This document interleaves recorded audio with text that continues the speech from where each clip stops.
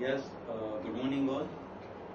Last આપણે જે મુજબ અપડેટ આપ્યું હતું, નિફ્ટી લગભગ ગેપ ડાઉન 23,900 ની આસપાસ ખુલી હતી અને ત્યાંથી 24,100 ની આસપાસ ટ્રેડ કરતી હતી.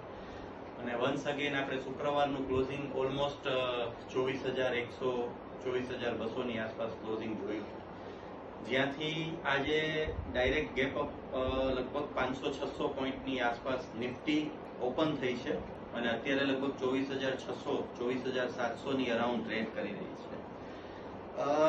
જે મુજબ આપણા લેવલ છે 24,850 હવે નિફ્ટીને સસ્ટેન કરવું જરૂરી છે.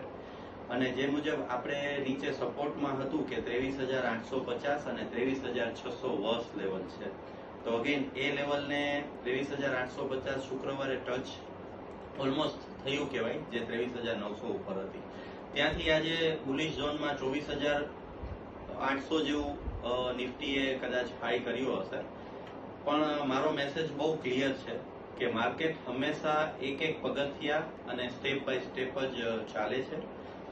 કોઈ રૂમર અને કોઈ અફવાઓ એવી નથી હોતી કે જેને લીધે માર્કેટ ડિરેક્ટ એક દિવસમાં 1,000 પોઈન્ટથી અથવા તો એક મહિનામાં 5,000 પોઈન્ટથી 10,000 પોઈન્ટ વધશે કે ઘટશે.